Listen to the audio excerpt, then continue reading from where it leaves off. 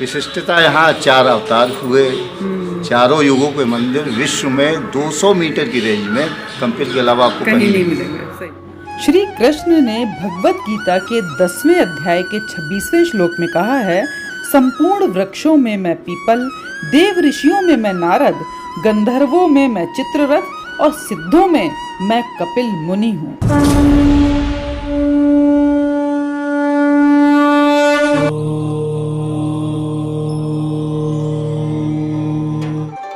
तो मित्रों, त्रेता युग के रामेश्वर नाथ मंदिर में स्थित शिवलिंग, जिसकी रावण ने पूजा की थी और रावण ने उसको कुबेर से जीता था, वही शिवलिंग की पूजा माता सीता ने अशोक वाटिका में की थी। और रावण को हराने के बाद सीता माता इस शिवलिंग को लेकर अयोध्या आई थी और अयोध्या में आने के बाद उन्होंने श्री शत्रुघ्न द्वारा यहाँ पर स्थापित किया था इस शिवलिंग को। तो इनके दर्शन कराने के बाद हम सतयुगीन एक दूसरे स्थल पर, जो कि इस मंदिर के बिल्कुल पीछे के साइड में है, जो कि कपिल मुनि जी का आश्रम और कपिल मुनि जी का मंदिर, तो हम अब आपको लेकर चलते हैं उस स्थल की तरफ। सतयुग में इस समय राजा सगर के 60,000 पुत्रों ने 100वां अश्वमेध यज्ञ किया।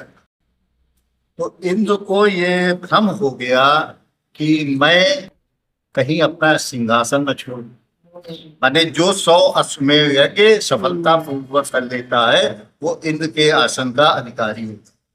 तो इंद्र ने छल करके उस घोड़े को यहाँ ग्राउंड फ्लोर बांध दिया। अच्छा, इसी जगह की बात हो? जी हाँ, अभी हम जहाँ जाएंगे। हाँ, ये मैं सब दिखाऊंगा। और फर्स्ट फ्लोर पे कपिल जी तपस्या कर, उनके 60,000 पुत्र, जो उनके 2 रानियां थी, एक रानी के 60,000 थे, एक रानी के अकेले भागीरथ। हाँ, तो 60,000 पुत्रों ने जो है उस घोड़े की तलाश शुरू की और जाके यहाँ घोड़ा उन्हें मिल गया।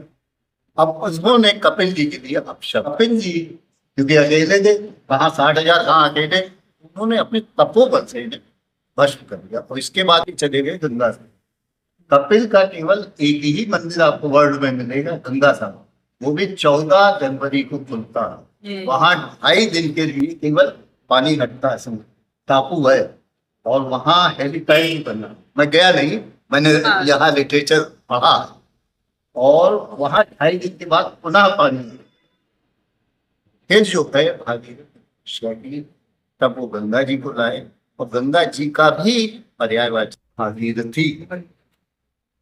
ये तो यहाँ सतयुग में। तो चलिए मित्रों, चलते हैं हम कपिल मुनि जी की जो तपस्थली कह लीजिए, आश्रम कह लीजिए या मंदिर कह लीजिए, उस तरफ। तो ये रामेश्वर नाथ मंदिर से ही रास्ता बना हुआ उनकी जगह का। तो देखिए हम पहुंच गए उस प्रांगण में जहां पर राजा सगर ने जो था वो घोड़े को बांधा था और वो सारी घटनाएं, जैसे कि भी पंडित जी ने बताया था, वो सारा कुछ यहीं पे घटित हुआ था। तो ये वो सारी जगह है। चलिए थोड़ा सा पास में चलते हैं और आपको पहले यहाँ पे जो हवन कुंड बने उनके दर्शन कराते हैं, फिर हम आपको ऊपर मंदिर में लेके चलेंगे। ये विशिष्ट जगह है जी।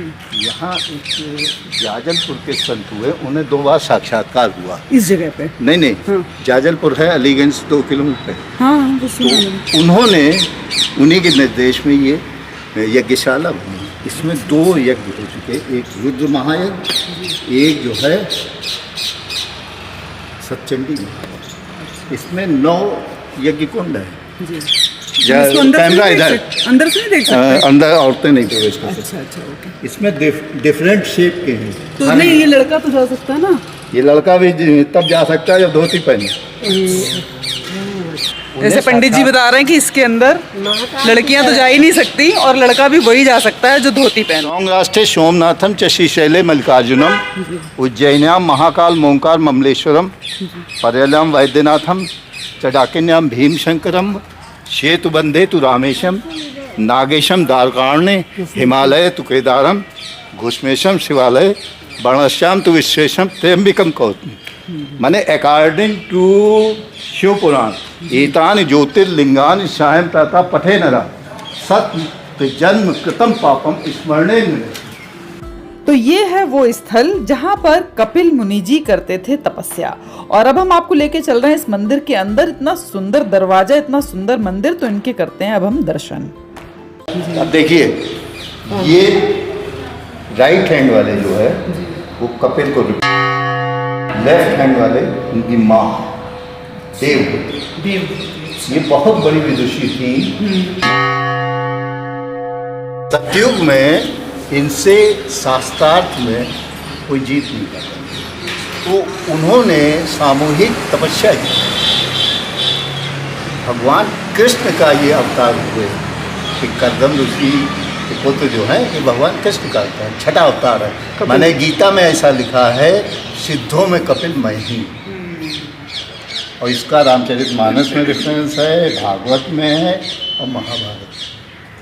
ठीक है, ये लोग मानते ये हैं कि ये शिव है, लेकिन शिव होते तो यहाँ नंदी होती। गौर करिए, इसमें नंदी नहीं है, कहीं नहीं नंदी, ये कृष्ण का अवतार। तो चलिए मित्रों, आपको इस मंदिर के चारों तरफ का नजारा भी दिखाते हैं। और इस मंदिर के बिल्कुल पीछे है द्रौपदी कुंड, जहाँ पे द्रौपदी और धृष्टद्युम्न का हुआ था जन्म।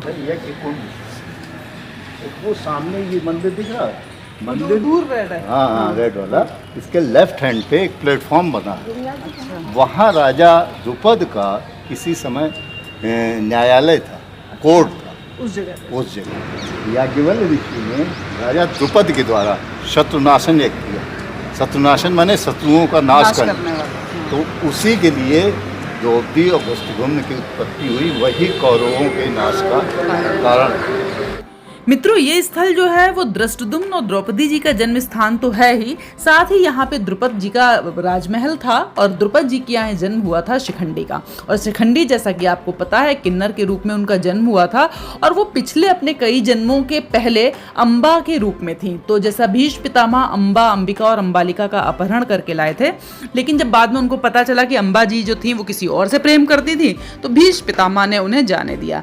लेकिन जब वो उनके पास पहुंची जिनको वो प्रेम करती थी, तो उन्होंने विवाह से मना कर दिया। तो अम्बा ने इसका सारा कुछ जो दोष था वो भीष्म पितामह के ऊपर रखा कि उनकी वजह से ही उनको इतना अपमान सहन करना पड़ा, और उन्होंने प्रतिज्ञा ली थी कि मैं भीष्म से बदला लूंगी। तो कई जन्मों के बाद शिखंडी के रूप में यहाँ पर द्रुपद जी के यहाँ उनका जन्म हुआ था। तो इन मूर्तियों में आप देखेंगे यक्ष जो है वो जो अम्बा थी पहले और अभी शिखंडी थी, तो शिखंडी को अपना पुरुषार्थ देते हुए इन मूर्तियों में दिखाया गया है, क्योंकि महाभारत के युद्ध में किसी भी किन्नर को अनुमति नहीं थी लड़ाई करने की। तो इसलिए यक्ष ने उनको अपना पुरुषार्थ देके उनको पुरुष में बदला और उसके बाद उन्होंने भीष्म पितामह से युद्ध क्षेत्र में बदला लिया। तो ऐसा इन मूर्तियों में दर्शाया गया है।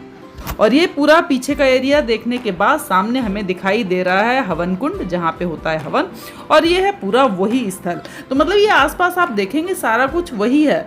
द्रुपद जी का महल, द्रौपदी, धृष्टद्युम्न, शिखंडी, कपिल मुनि, जो भी कहानियां आपने सुनी ना, वो सब कुछ इसी चारों तरफ के एरिया में है। विशिष्टता यहाँ 4 अवतार हुए, चारों युगों के मंदिर विश्व में 200 मीटर की रेंज में, कपिल के अलावा आपको कहीं नहीं। सही, सतयुग, चारों युग इसी एरिया में। सतयुग, द्वापर, त्रेता, कलयुग। और आप ये सतयुग हो गया, ये द्वापर हो गया। द्वापर वो मंदिर वो है, वो तो birth place of Draupadi and Dhrishtadyumna. और त्रेता, कलयुग 200 मीटर की रेंज में ही है सब कुछ है।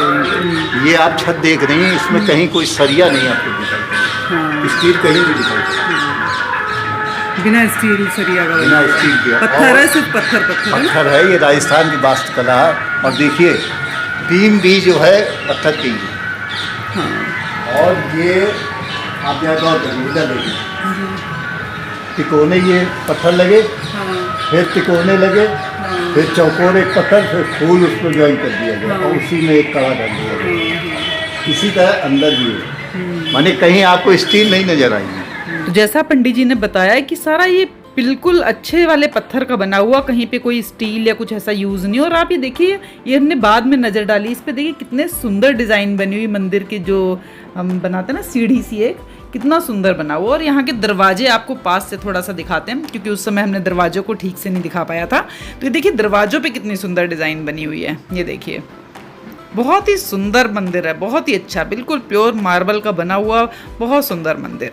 और आध्यात्मिक रूप से इसकी कहानियाँ तो आप जान ही चुके कि यहाँ पर क्या क्या कहानियाँ जुड़ी हुई हैं इन स्थान से। मतलब ये तो पूरे काम्पिल क्षेत्र में ही आप देखेंगे कि एक अलग ही अनुभूति होगी जब आप यहाँ घूमने आएंगे तो, क्योंकि यहाँ पर आपको चारों युगों के स्थल देखने को मिलेंगे। सतयुग का ये कपिल मुनि जी का आश्रम जो हम दिखा रहे हैं, और ये वो आंगन है जहाँ पर वो घोड़ा बांधा गया था राजा सगर का, और इसके पास में त्रेता युग वाला रामेश्वर नाथ जी का मंदिर, द्वापर युग का द्रौपदी कुंड और कालेश्वर नाथ मंदिर, और कलयुग का 11 मंजिला मंदिर। ये सारे स्थल जो हैं वो एक ही जगह के आसपास में आपको देखने को मिलेंगे। तो ये एक ऐसी इकलौती जगह है जहाँ पे आपको चारों युग देखने को मिलते हैं। तो निकलते हैं यहाँ से बाहर और मिलती हूँ आपको अगली जगह में अगली कहानी के साथ। तब तक के लिए ओम नमः शिवाय, जय श्री राम।